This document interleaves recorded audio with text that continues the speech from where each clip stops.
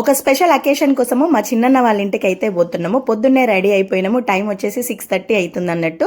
మమ్మల్ని తీసుకెళ్లడానికి మా చిన్నన్న అయితే వచ్చిండు. మాతో పాటు మా పిన్ని వాళ్ళ ఆడపడుచు మా అత్తమ్మ కూడా వస్తున్నారనమాట. మేము ఇంటికి రీచ్ అయ్యేసరికి మా శ్రీనిక మంచిగా బుట్టబొమ్మలాగా రెడీ అయిపోయి మాకు ఎట్లా వెల్కమ్ చెప్తుందో చూడురి. మా అన్న వాళ్ళు అల్వాల్లో ఉంటారు. మా పిన్ని అండ్ అమ్మాయి ఇద్దరు పొద్దున్నే లేచి ఎన్ని రకాల వంటలు చేసిర్రో, బ్రేక్ఫాస్ట్ కోసము లంచ్ కోసము అన్ని వేసి పెట్టిరు అన్నట్టు. ఎందుకంటే ఇప్పుడు ఒక స్పెషల్ పూజ ఉంది, అక్కడ నుంచి వచ్చేసరికి లేట్ అవుతుందని పొద్దున్నే ప్రిపేర్ చేసి పెట్టిరు.